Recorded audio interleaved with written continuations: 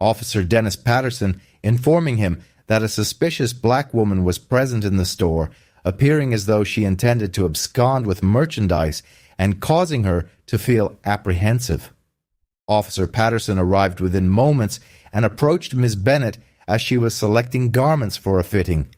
He demanded identification and stated that someone of her background did not belong in an upscale boutique, instructing her to leave before she faced an arrest for causing distress to other patrons. When Ms. Bennett, who is in fact the proprietor and originator of the boutique, revealed her identity and asserted that she had established the enterprise from humble beginnings, Officer Patterson refused to accept her claims. He accused her of fabrication and impersonation, placed her in handcuffs before bewildered clientele, and began to escort her from her own store while she vociferously protested her veracity. What Officer Patterson and his racially prejudiced wife were unaware of was that the boutique's manager, Peter Prescott, would soon return from an errand and immediately recognize his employer being apprehended in restraints.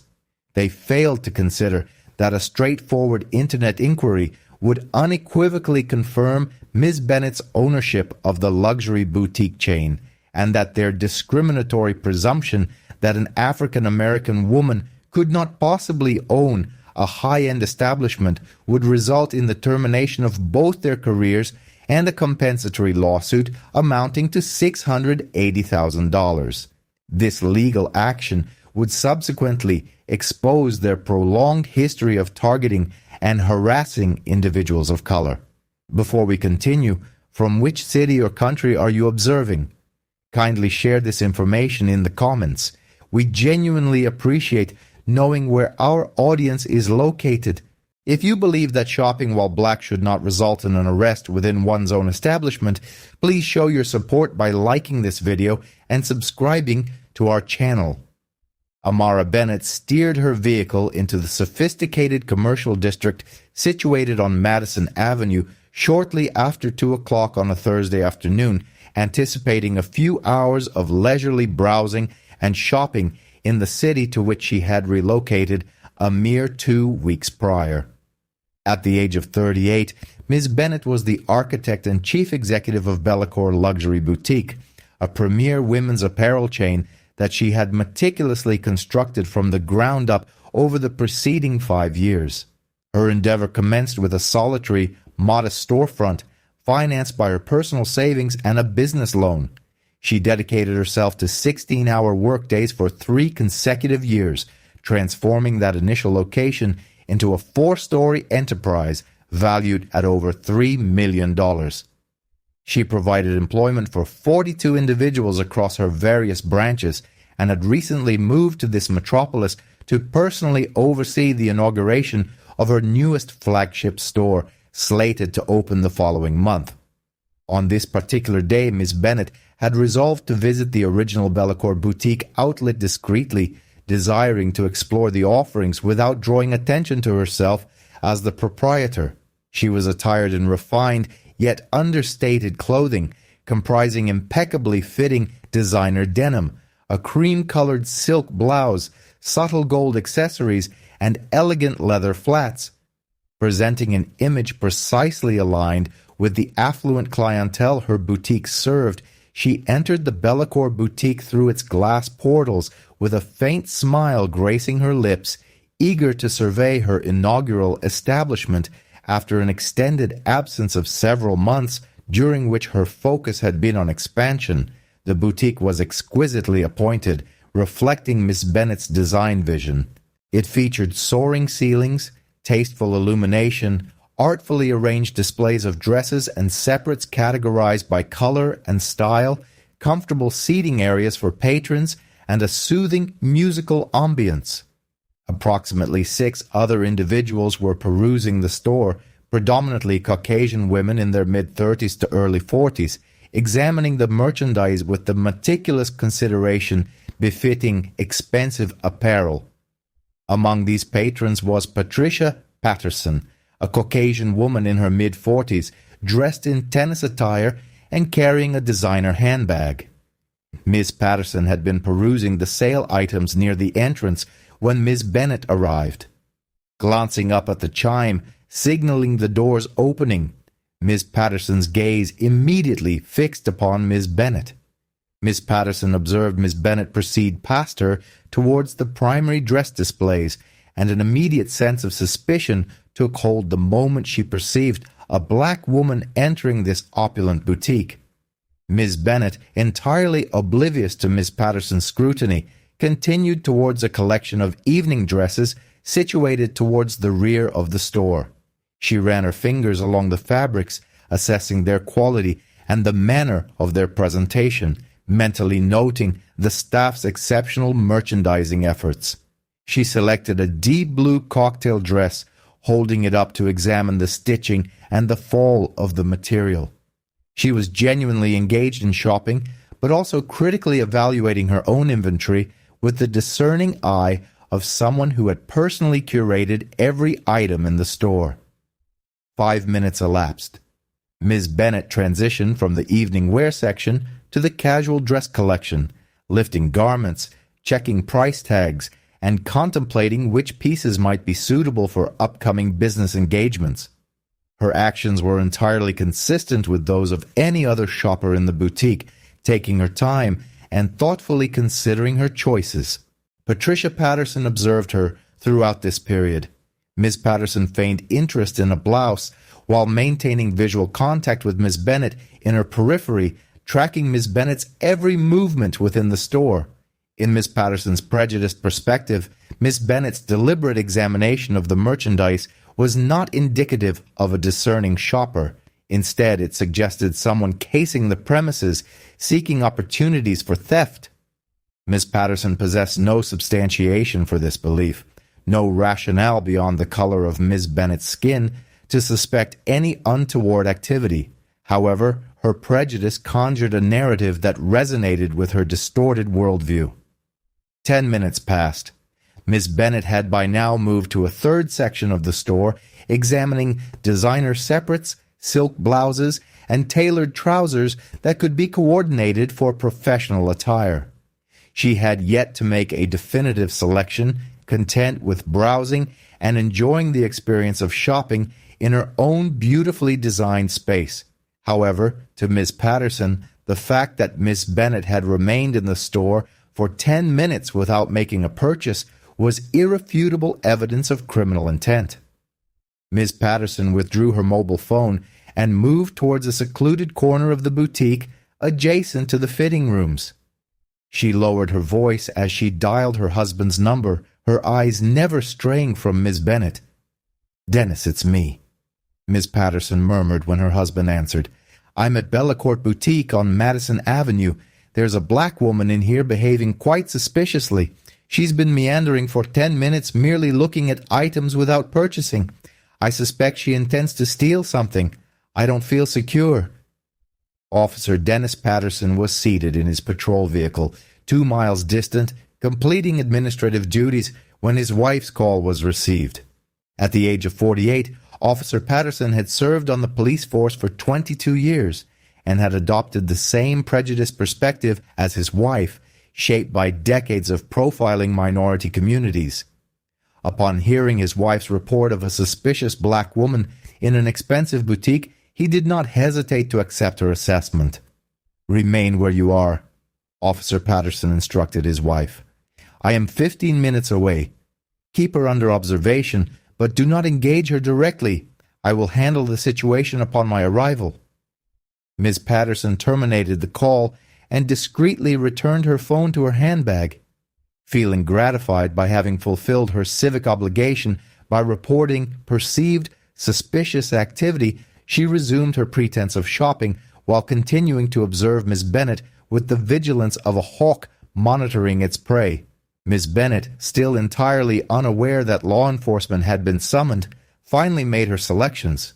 She withdrew 3 dresses from the racks: a navy blue cocktail dress, a charcoal gray business dress, and a burgundy evening gown, draping them over her arm. She commenced walking towards the fitting rooms at the rear of the store to try them on, an entirely ordinary and expected action in any clothing boutique, but she never reached her destination. The boutique door opened, and Officer Dennis Patterson entered, clad in his full police uniform, a navy blue ensemble, with his badge prominently displayed on his chest, his service weapon visible on his belt, and his radio intermittently crackling with dispatcher transmissions.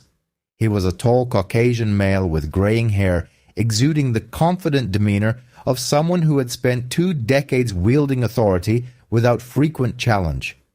Officer Patterson's gaze swept across the boutique and immediately identified his quarry, a black woman holding expensive dresses. He proceeded directly towards Miss Bennet with purposeful strides that caused other patrons to clear his path. Ms. Bennet was approximately 5 feet from the fitting room entrance when she noticed the police officer approaching her. She halted, perplexed as to why a police officer would be present in the boutique, and turned to face him. "Excuse me, ma'am," Officer Patterson stated, his tone already laced with an air of authority and suspicion. "I need to speak with you." Miss Bennet looked at him with genuine bewilderment. "Yes, officer. Is there an issue? What are you doing in this establishment?" Officer Patterson inquired, his eyes shifting from Miss Bennet's face to the dresses in her arms and then back to her face. Miss Bennet's confusion intensified. "I'm shopping, obviously. Is there a problem?" Officer Patterson's expression hardened. "I received a report of a black female in this store acting suspiciously, potentially intending to steal merchandise. The caller expressed feeling unsafe." Miss Bennet felt a lurch in her stomach, and anger immediately ignited within her. She glanced around the boutique and observed other patrons now observing the confrontation. She noticed Patricia Patterson standing near a display rack, watching the scene with barely concealed satisfaction. Miss Bennet turned back to the officer, her voice laced with disbelief. "Are you being serious right now? I'm shopping. That's what people do in clothing stores. I'm holding dresses that I've chosen to try on. Is this because I'm black?" Officer Patterson raised his hand in a gesture intended to appear conciliatory, but came across as patronizing. "Ma'am, I need you to calm down. I'm simply responding to a call and fulfilling my duties. I require some form of identification." Miss Bennet's jaw tightened with indignation, but she maintained a controlled tone. "Identification for what, precisely? I haven't done anything wrong. I'm a customer in a store selecting dresses to try on in the fitting room. That is not a criminal offense." Officer Patterson's professional facade faltered slightly, and his underlying prejudice became starkly apparent. "Look, let's be candid. Someone like you in this high-end boutique appears rather suspect. People like you do not typically frequent establishments of this nature, so I need to see some form of identification and verify your identity." The words hung in the air like poison. Several patrons audibly gasped. Someone produced a phone and began recording. Miss Bennet stared at Officer Patterson with a mixture of fury and incredulity. "Someone like me?" Miss Bennet repeated, her voice strained with contained anger. "People like me? You mean black people? Officer, are you suggesting that black people do not shop in expensive stores?" Officer Patterson's face flushed faintly, but he persisted. "I am stating that I received a report of suspicious activity, and I need to confirm your identification. That is all." Miss Bennet shifted the dresses to one arm and retrieved her wallet from her purse. She extracted her driver's license and presented it to Officer Patterson. "Here is my identification. Now, unless you are filing charges against me, I intend to continue shopping." Officer Patterson took the identification and barely glanced at it before returning it. In his mind, he had already concluded that Miss Bennet did not belong in this boutique, irrespective of what her identification indicated. His judgment had been predicated on the color of her skin, and nothing would alter that assessment. "Ma'am, I must request that you vacate this store," Officer Patterson stated firmly. "You are causing discomfort to other patrons. If you depart now, There will be no further complications." Miss Bennet surveyed the other patrons once more. Most appeared uncomfortable, but not due to her presence. Their discomfort stemmed from witnessing a police officer engage in racial profiling. A few customers exhibited sympathy towards her predicament. Patricia Patterson stood off to the side, seemingly pleased with the unfolding events. Miss Bennet turned back to Officer Patterson with unwavering conviction in her voice. "I am not leaving. I have done nothing wrong. I am not finished shopping. I have every right to be here and try on these garments." Officer Patterson's expression turned glacial. "Ma'am, if you refuse to comply with my lawful directive to depart these premises, I will place you under arrest for trespassing and disturbing the peace." "Trespassing?" Miss Bennet's voice escalated slightly. "Disturbing the peace? I'm holding dresses. I'm shopping. This is preposterous." A young Caucasian woman who was employed by the boutique, a sales associate named Jennifer, who had been assisting another customer, approached the confrontation apprehensively. She looked from Officer Patterson to Miss Bennet, clearly attempting to ascertain the nature of the situation. "Officer," Jennifer inquired, "is there a problem?" Officer Patterson gestured towards Miss Bennet without averting his gaze. "This woman is refusing to leave after causing distress to patrons and exhibiting suspicious behavior. I have requested her voluntary departure, but she is refusing to comply." Jennifer immediately looked at Miss Bennet with suspicion and aligned herself with the officer without soliciting any information from Miss Bennet or attempting to comprehend the situation. "Ma'am, if the officer is requesting your departure, you must comply. You are disrupting the tranquility of our boutique." Miss Bennet found it difficult to believe what she was hearing. She looked at Jennifer with astonishment. "Disrupting the tranquility? I'm shopping. I selected 3 dresses to try on. How is that disrupting anything?" Jennifer crossed her arms. "Ma'am, you need to leave now, or we will be compelled to support the officer in whatever action he deems necessary." Miss Bennet realized the situation had completely spiraled out of control and was heading towards a profoundly negative outcome if she did not intervene immediately. She looked at Officer Patterson, then at Jennifer, and finally at the customers observing and recording on their mobile devices. She made a decision.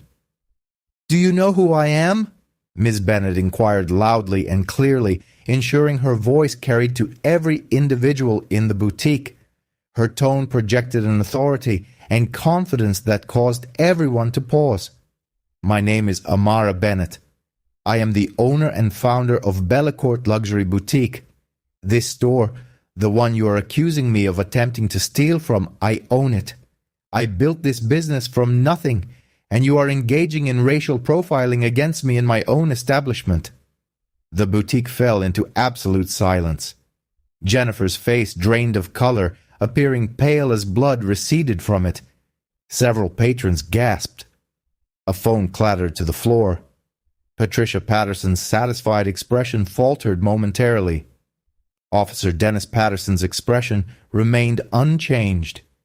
He did not believe Miss Bennet for even a fraction of a second. "A clever attempt," Officer Patterson stated icily.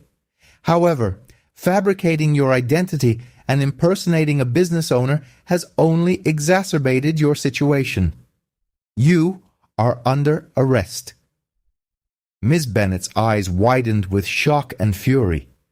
"I am not fabricating. I am the owner. Inquire with the manager. Consult the business registration. Search my name on the internet right now." Officer Patterson withdrew his handcuffs from his belt. "Turn around and place your hands behind your back." "This is unlawful." Miss Bennet's voice rose. "I am telling you the truth. I own this boutique. You are making a grave error." "Turn around now," Officer Patterson commanded, his voice hard and final. The 3 dresses Miss Bennet had been holding slipped from her arms and landed on the boutique floor as Officer Patterson seized her wrist and forced her arm behind her back. The metal handcuffs clicked shut around her right wrist with a sound that seemed impossibly loud in the hushed store. He grasped her other arm and secured it as well, tightening the restraints more than was necessary. "You are arresting me for shopping in my own store," Ms. Bennet exclaimed loudly, ensuring everyone could hear. "This is a false arrest. This is racial profiling. I am the owner." "You should have departed when I offered you the opportunity," Officer Patterson remarked, seizing Ms. Bennet by the arm and beginning to pull her toward the exit. Ms. Bennet resisted, planting her feet firmly. "I am Amara Bennet, the owner. Someone call Peter. Call the manager. He will confirm it." Officer Patterson yanked her forward roughly. Patrons produced their phones and began recording. Jennifer stood frozen, her expression revealing the initial flicker of doubt regarding the unfolding events. Patricia Patterson moved towards the exit, preparing to depart before the situation became more complicated. Miss Bennet was pulled past the displays she had personally curated, past the elegant fixtures she had selected, past the customers she had hoped to serve. She was being forcibly removed from her own business in handcuffs while protesting her identity and demanding verification of the truth. Officer Patterson reached the glass front doors and pulled them open. Ms. Bennet was halfway through the doorway, still protesting, still demanding that they verify her identity, when the door opened from the exterior and a Caucasian man in his early 50s, carrying shopping bags, stepped into the boutique. Peter Prescott, the general manager of Bellacourt Boutique, stopped abruptly. He looked at Officer Patterson, then at the woman in handcuffs being forcibly removed from the store. His gaze then focused on the woman's face, and recognition struck him with physical force. "Oh my goodness," Peter exclaimed, his shopping bag slipping from his grasp and impacting the floor with a distinct thud. "Why is the owner of this boutique in handcuffs?" Everything ceased. Peter Prescott dropped his shopping bags and moved forward rapidly, positioning himself directly between Officer Patterson and the exit. His face conveyed utter astonishment as he gazed at Amara Bennet, standing there in handcuffs with her wrists bound behind her back. "Officer, what are you doing?" Peter demanded, his voice rising with urgency. "That is Amara Bennet. She owns this boutique. She founded the entire Bellacourt chain. Why is she in handcuffs?" Officer Patterson regarded Peter with immediate suspicion and dismissiveness. This woman was behaving suspiciously in the store, refused to depart when instructed, and then claimed to be the owner, which I know to be false. She is under arrest for trespassing, disturbing the peace, and providing false information to a police officer. Peter stared at Officer Patterson as though the officer had lost his senses. "That is not false. She is the owner. I am the general manager of this location. I report directly to her. That is my employer you have in handcuffs." Officer Patterson's grip on Miss Bennet's arm did not loosen. "Sir, this woman has been untruthful regarding her identity. I suggest you step aside and allow me to perform my duties." Peter retrieved his phone with trembling hands and opened Google. He typed rapidly, "Bellacourt Boutique owner." Found it. The search results appeared instantly, and Peter turned the screen towards Officer Patterson, displaying article after article pertaining to Amara Bennet. There were photographs of Ms. Bennet at ribbon-cutting ceremonies for new store openings, interviews in business publications detailing her success as a black entrepreneur in the fashion industry, and features recounting her journey from working multiple jobs to establishing a multi-million-dollar boutique chain. "Look," Peter stated, practically pressing the phone into Officer Patterson's face. "That's her, Amara Bennet, founder and CEO of Bellacourt Luxury Boutique. Those are articles about her business. That is her face in every single photograph. She is telling you the truth." Officer Patterson examined the phone screen, and Miss Bennet could discern the precise moment realization dawned upon him. His countenance transformed from assured authority to pale uncertainty within the span of 3 seconds. He examined the images on the device, then glanced at Bennett's countenance before returning his gaze to the screen. The documentation was conclusive. Amara Bennett, a thriving entrepreneur, proprietor of Bellacore Boutique, featured prominently in every search result. Jennifer, the sales associate, covered her mouth with both hands, her eyes wide with astonishment as she grasped that she had just accused her actual employer of causing a disturbance and instructed her to depart her own establishment. Patricia Patterson, who had been subtly making her way toward the rear of the boutique, aiming to become inconspicuous, became rigid upon realizing the unfolding situation. Officer Patterson swiftly unlatched the restraints and removed them from Bennett's wrists. His fingers trembled slightly with the key as the magnitude of his misjudgment became apparent.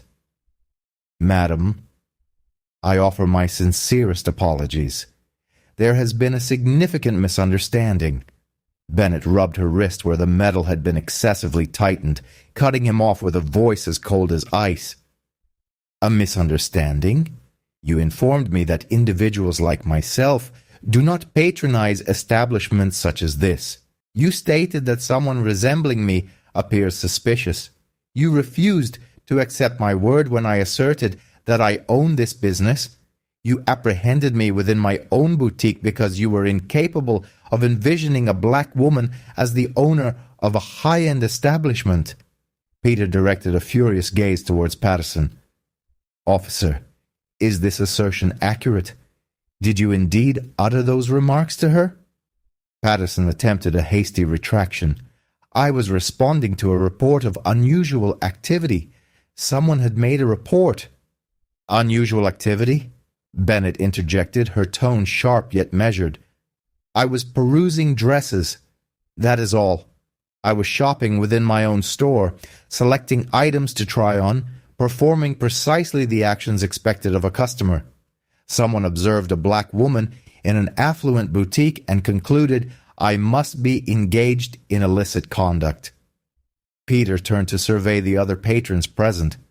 His managerial instincts kicked in, even amidst the unfolding crisis. "Who contacted the authorities regarding Miss Bennett?" Several customers exchanged uncertain glances. Then, a woman positioned near the cash register gestured towards Patricia Patterson, who was endeavoring to blend in with a display of scarves. "That woman was on her mobile device earlier. I observed her watching Miss Bennett and subsequently making a telephone call." Peter proceeded directly towards Patricia, his mobile device still in his hand, displaying the search results confirming Bennett's identity. "Madam, did you initiate the call to the police regarding our owner?" Patricia's face flushed crimson, and she stammered, struggling to find words. I believed she appeared suspicious. She was merely wandering for an extended duration. I was concerned for safety.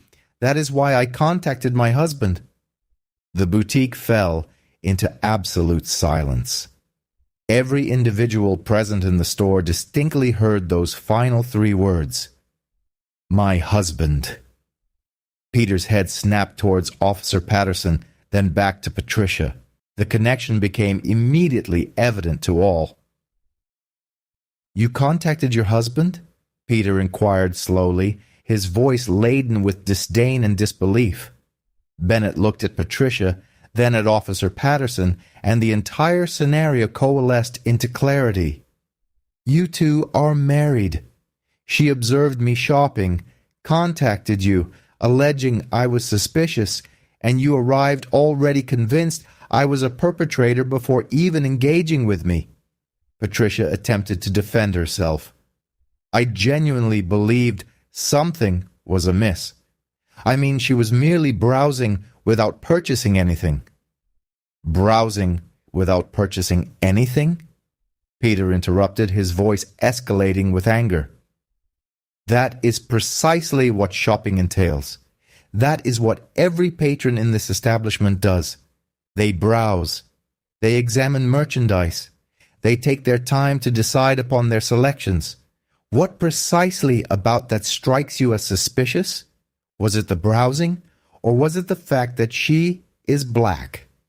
Patricia offered no response. Her expression conveyed a mixture of mortification, defensiveness, and the dawning realization that she had just irrevocably damaged her husband's professional standing. Bennett turned to Jennifer, the sales associate who had unequivocally sided with Officer Patterson. "And you, when the officer informed you I was causing a disturbance, you immediately concurred without posing a single question to me. You instructed me to leave. You supported his arrest of a customer in your store based on absolutely no grounds." Jennifer's voice emerged as a whisper. "Miss Bennett, I was unaware it was you." "If you had known I was the proprietor," Bennett countered, "would you have treated me differently?" Bennett interrupted. "But because you presumed I was merely a black shopper, you accepted the prejudiced officer's assertion as fact and me as incorrect. That, Jennifer, is precisely the issue. You made a judgment based on your perception, and what you perceived was my skin color." Bennett then addressed Peter, her voice firm and unwavering. "Jennifer is terminated, effective immediately. She may gather her belongings and depart." Jennifer began to protest, but Peter raised his hand. "Miss Bennett is correct. You endorsed false accusations against a customer based on racial prejudice. You are dismissed. Leave now." Jennifer snatched her purse from behind the counter and exited the boutique, tears streaming down her face, knowing that footage of this incident was already being captured and would follow her indefinitely. Officer Patterson made one final attempt to apologize. "Miss Bennett, I committed a grave error in judgment. If we could just discuss this matter." Bennett's eyes were glacial as she regarded him. "You subjected me to public humiliation within my own place of business. You placed me in handcuffs in front of my clientele and staff. You treated me as a criminal for shopping while black in a store I painstakingly established. Your apology holds no value whatsoever. You and your wife will be held accountable for this." Patterson opened his mouth to reply, but another police officer entered the boutique, summoned as backup when Patterson had radioed that he was making an apprehension. The new officer surveyed the scene with bewilderment, clearly not comprehending why Patterson was standing there offering apologies instead of escorting a suspect. Bennett addressed the new officer directly. "Your colleague has just wrongfully apprehended me, the owner of this establishment, based on a racially motivated phone call from his spouse. I am lodging a formal complaint with your department and initiating a federal civil rights lawsuit. All events that transpired here have been recorded by surveillance cameras and numerous customer mobile devices." The backup officer's expression towards Patterson conveyed that he understood his colleague had just made a career-ending blunder. Peter spoke, his voice imbued with authority. "Miss Bennett, what assistance do you require from me?" Bennett inhaled deeply and regained her composure, though her hand still trembled slightly from residual adrenaline and anger. "Contact our legal representative, Sarah Chen. Inform her of the precise events that transpired and that I require her presence immediately. Procure all security recordings from the past hour. Obtain contact details for every patron who bore witness to this, and I demand a roster of all previous complaints filed against Officer Patterson." Peter nodded and promptly retrieved his mobile device to commence making arrangements. Bennett regarded Officer Patterson and Patricia Patterson, both standing there, realizing their lives were on the precipice of unraveling. "Depart from my premises, both of you, at this very moment." The Pattersons departed without further utterance, stepping out into the afternoon sunshine, aware that visual evidence of this incident was already disseminating across social media, and their prejudice had just exacted an immeasurable cost. Sarah Chen arrived at Bellecour Boutique within 40 minutes of Peter's communication and immediately commenced the groundwork for what would evolve into one of the most unambiguous civil rights cases she had ever undertaken.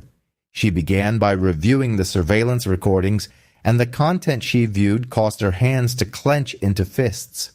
The footage meticulously captured every detail. Amara Bennett entered the boutique at 2:14 in the afternoon, peacefully perusing the garment displays, behaving precisely like every other patron in the establishment. Patricia Patterson observed Bennett with palpable suspicion from the moment she entered, tracking her movements while feigning to shop. Patricia extracted her mobile device at 2:23 in the afternoon and initiated a call while gazing directly at Bennett. Officer Patterson arrived at 2:31 in the afternoon and immediately approached Bennett with hostility and aggression. The security system incorporated audio, and Chen meticulously listened to every spoken word. She heard Patterson inform Bennett that individuals of her ilk do not frequent upscale boutiques. She heard him instruct Bennett to leave for unsettling patrons, despite Bennett having committed no transgression whatsoever. She heard Bennett unequivocally state that she was the proprietor and heard Patterson accuse her of fabrication. She heard the click of the handcuffs being secured and Bennett's protests as she was forcibly escorted toward the exit. The recording was irrefutable and damning. Chen also acquired copies of the videos that patrons had recorded on their mobile devices. One video had already achieved viral status, garnering 8 million views within a mere 3 hours. The accompanying caption read, "Black business owner apprehended in her own luxury boutique by a prejudiced officer and his Karen wife." The comment section teemed with outrage and demands for justice. However, the surveillance footage and viral videos were merely the initial stages. Chen issued a subpoena for Officer Dennis Patterson's complete personnel file from the police department, and the contents she unearthed revealed a pattern of discriminatory conduct that should have concluded his tenure years prior. Patterson had been employed by the police department for 22 years. Throughout that period, 15 complaints concerning excessive force had been lodged against him. 13 of these complaints originated from Black or Hispanic individuals facing arrest. He had 19 complaints of wrongful detainment on his record. 16 of these were filed by minority individuals. Each complaint had undergone an internal investigation and was either dismissed or resulted in nothing more severe than a written reprimand that was filed in his record and subsequently disregarded. Chen delved deeper and procured Patterson's arrest records for the preceding 7 years. She discovered that 44% of his arrests of Black individuals were subsequently dismissed due to insufficient evidence, procedural irregularities, or prosecutorial discretion. The dismissal rate for his arrests of white individuals stood at 9%. The pattern was unequivocally established and had been documented for nearly a decade, yet the police department had never implemented any meaningful measures to curtail his actions. Chen also ascertained that Patricia Patterson had contacted the police on 7 occasions over the past 4 years concerning Black individuals in her neighborhood. She had reported a Black man exhibiting suspicious behavior while jogging in the park. He was a cardiologist residing 2 blocks away. She had called about a Black family hosting a barbecue in a public recreational area, asserting they were being excessively loud. No other neighbors had lodged similar complaints. She had reported a Black teenager walking through her neighborhood. He was delivering newspapers. None of her calls had ever resulted in the discovery of actual criminal activity, as no crimes had occurred. Only Patricia's prejudice leading her to perceive threats where none existed. The investigation also uncovered an element that rendered the case even more sensational. Ryan Mitchell, a Black attorney residing in the same affluent neighborhood as the Pattersons, came forward after viewing the viral video. He informed Chen that Officer Patterson had stopped him on 6 occasions over a 2-year period while he was driving through his own neighborhood, demanding to know his destination and activities. Mitchell had filed 3 formal complaints with the police department. All 3 were dismissed as unsubstantiated. Chen located 4 additional individuals who had experienced racial profiling by Officer Patterson, a black physician detained while walking to her vehicle after her hospital shift because Patterson deemed her suspicious in the parking garage. A Hispanic business owner stopped and questioned while opening his own restaurant in the early morning hours because Patterson suspected him of breaking and entering. A black professor stopped while jogging because Patterson believed he was fleeing from something. Each of these individuals had been treated as a criminal for the offense of existing while not being white. The state attorney general reviewed all the evidence Chen had compiled and announced that criminal charges would be filed against Officer Dennis Patterson. The charges were serious and specific: false arrest, official misconduct, deprivation of rights under color of law, and filing a false police report. Collectively, Patterson faced a potential sentence of up to 12 years in prison if convicted on all counts. Chen also constructed the civil case with devastating precision. She calculated damages based on the humiliation Bennett endured, the detriment to her business reputation, the emotional distress of being handcuffed and arrested in front of her own employees and customers, and the necessity for punitive damages substantial enough to convey an unequivocal message that such behavior would not be tolerated. She filed a federal civil rights lawsuit seeking $680,000 from Officer Patterson, Patricia Patterson, and the police department.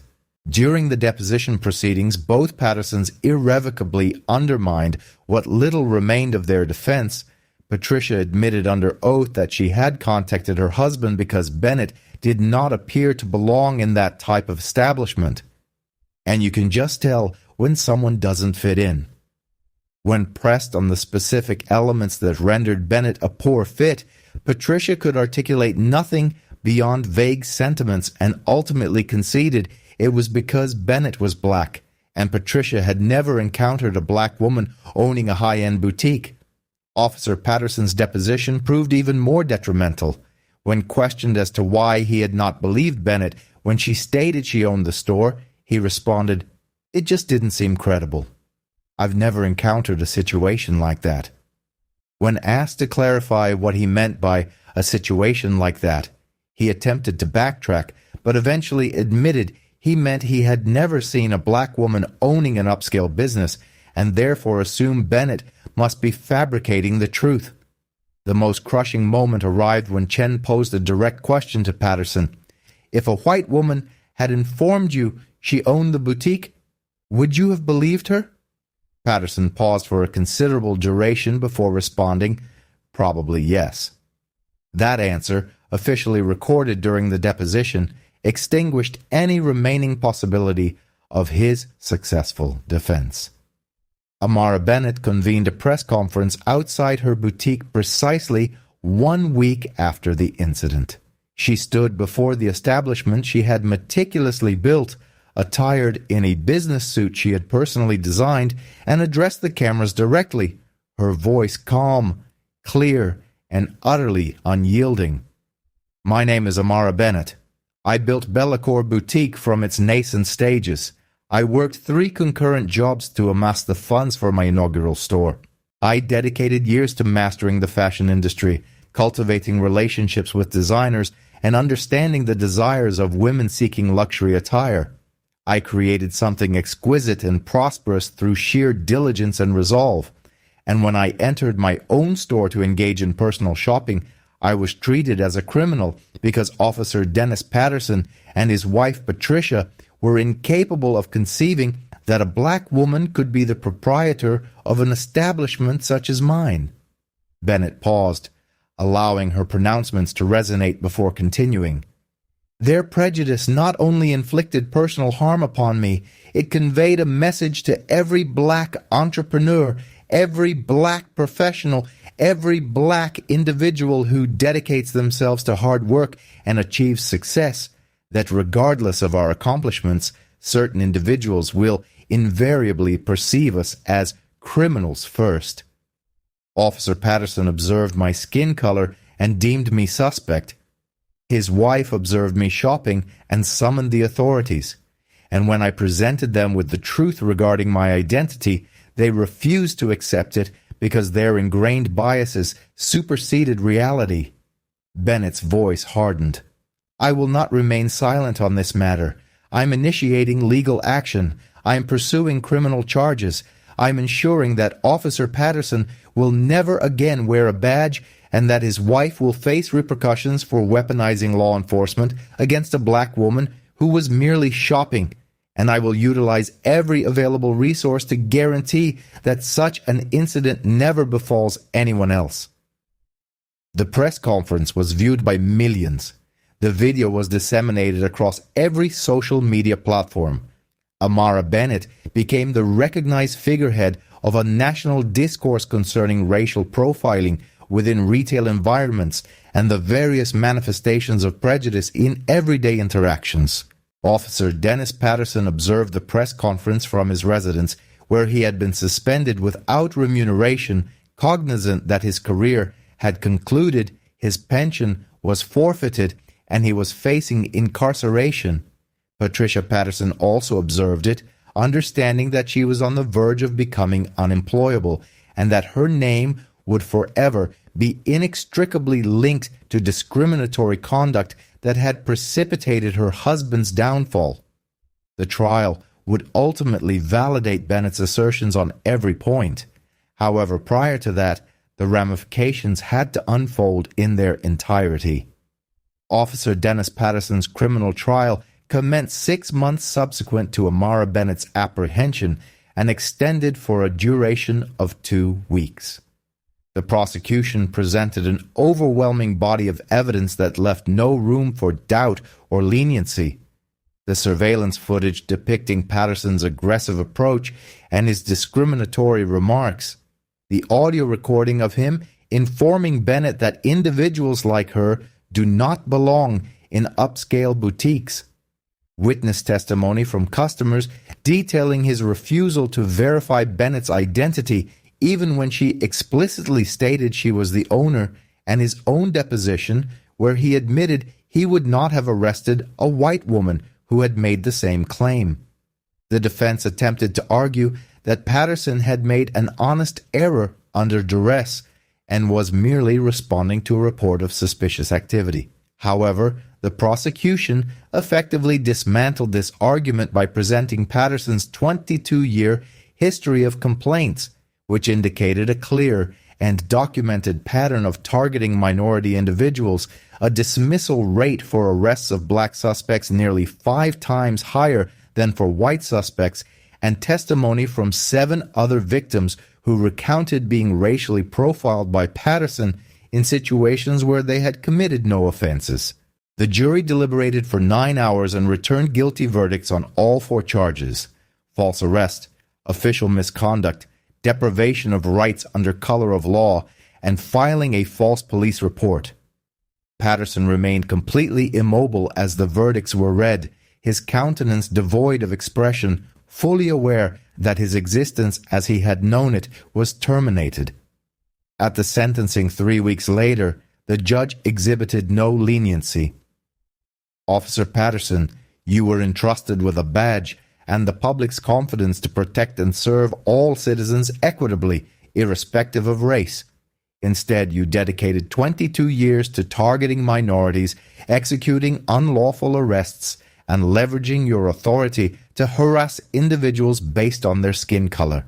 You apprehended a successful businesswoman within her own establishment and treated her as a criminal because your prejudice prevented you from believing a black woman could own a luxury boutique. This sentence must reflect the gravity of your abuse of power. The judge sentenced Patterson to 8 years in state prison. The city settled Amara Bennett's civil rights lawsuit for the full $680,000 rather than risk a jury trial where the awarded damages could have been substantially higher. The settlement represented the largest payout for racial profiling in a retail case in the state's history, As a component of the agreement, the police department was mandated to implement comprehensive reforms encompassing mandatory bias training for all officers, an independent civilian oversight board to investigate complaints, immediate suspension for any officer exhibiting a pattern of racial bias complaints, and quarterly public reports detailing arrest statistics categorized by race.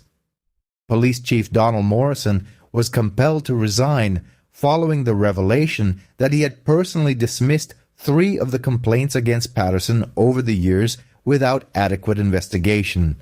Internal Affairs conducted a department-wide audit and identified 37 officers with complaint patterns analogous to Patterson's, primarily involving excessive force or wrongful arrest complaints lodged predominantly by minorities, all of which had been inadequately investigated or dismissed.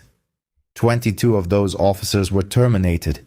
15 were placed on final warning status with mandatory retraining and supervision. Patricia Patterson faced social and financial devastation despite not being criminally charged. Her identity as the individual who alerted authorities about a black entrepreneur became a widespread phenomenon, accumulating well over 60 million views across various online platforms. Consequently, her membership at the country club was rescinded. Friends ceased responding to her calls. Her part-time role at a charitable organization was abruptly ended when donors threatened to withdraw their financial support if she remained affiliated with them. She gained national notoriety as Karen, the woman credited with derailing her husband's professional life and contributing to his incarceration. This infamy shadowed her every move. Jennifer, the retail sales associate dismissed for aligning with Patterson, discovered herself unable to secure further employment in the fashion industry following the incident. Her visage was prominent in numerous viral recordings that depicted her endorsement of her own manager's unjust detainment. Whenever she submitted job applications, prospective employers would conduct online searches of her name, invariably uncovering the incriminating footage. Ultimately, she found herself employed in the fast food sector, earning the minimum wage and bearing the indelible mark of being the employee who demanded the business owner depart her establishment. Amara Bennett allocated $200,000 from her legal settlement to establish the Equality in Commerce Foundation, a non-profit entity dedicated to furnishing legal aid for individuals subjected to racial profiling within commercial and retail environments, and providing comprehensive anti-bias instruction for both staff and management in the retail sector. In its initial 3 years of operation, the foundation provided assistance to 96 individuals, a significant portion of whom were black shoppers who had been closely monitored, questioned, or falsely accused of shoplifting by store personnel or security officers who had erroneously presumed them to be lawbreakers. Bennett's enterprise experienced a substantial surge in success subsequent to the event. Sales across all 4 Bellecourt boutique locations saw an increase of 53% as patrons consciously opted to patronize her stores in a demonstration of support. Within a 2-year span, she inaugurated 3 additional branches, extending her reach into new markets and providing employment for more than 70 individuals. She emerged as a highly sought-after speaker on the subjects of entrepreneurship and racial equity, traveling to industry conferences and academic institutions to recount her experiences and champion societal progress. Prominent retail conglomerates reached out to Bennett, soliciting her expertise in refining their anti-discrimination policies and training methodologies. She collaborated with 6 national retail chains to formulate comprehensive protocols for addressing suspected instances of shoplifting, effectively eliminating racial prejudice from the process, and prioritizing observable actions over assumptions based on outward appearance. 5 years after her wrongful apprehension, Amara Bennett was the proprietor of 9 Bellecourt boutique locations, generating in excess of $12 million in annual revenue. Her foundation had rendered assistance to hundreds of individuals who had been victims of racial profiling and had influenced policy changes at numerous retail establishments. Officer Dennis Patterson remained incarcerated, serving a sentence with 3 years remaining before he would be eligible for parole, known among his fellow inmates as the law enforcement officer who apprehended a business owner within her own store, thereby dismantling his own existence in the process. Patricia Patterson relocated to a different state and reverted to her maiden surname, but the digital realm never forgot, and the associated videos continued to circulate with millions of views, guaranteeing her permanent inability to fully escape the repercussions of her actions. The security recordings and customer-generated videos from Bennett's arrest endure as some of the most widely disseminated exemplars of racial profiling within retail settings, frequently utilized in corporate training modules, university courses focusing on racism and bias, and diversity workshops, as definitive evidence that affluence and accomplishment offer no sanctuary for black individuals against being perceived as criminals by those unwilling to look beyond their complexion. The lesson imparted was harsh and publicly demonstrated. Officer Patterson and his wife, upon observing a black woman patronizing a business, allowed their ingrained prejudice to transform their perception from that of a business owner to that of a criminal. That assumption resulted in Patterson forfeiting 8 years of his liberty and his entire career, Patricia losing her reputation and social standing, the city expending $680,000, and the revelation of a police department's long-standing failure to address racial bias within its ranks. Amara Bennett had simply entered her own boutique to make a purchase and was detained due to her race in a space that prejudiced individuals believed she had no right to occupy. However, her resolute refusal to passively accept this injustice compelled an entire system to confront its shortcomings and catalyze the creation of safeguards that would benefit countless others in the future. If this narrative serves to underscore the reality that even prosperous business owners are not immune to racial profiling, please disseminate it to all who need to grasp that racism within the retail industry is a tangible and devastating force.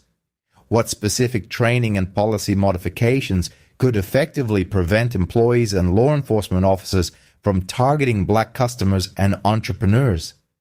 Please share your proposed solutions in the comments section below. And if you hold the conviction that individuals should be assessed based on their character and deeds rather than their skin color, please subscribe, as we will be sharing more accounts of how confronting injustice exacts a heavy toll on those with prejudiced views and fosters enduring change that shields future generations from similar discriminatory experiences.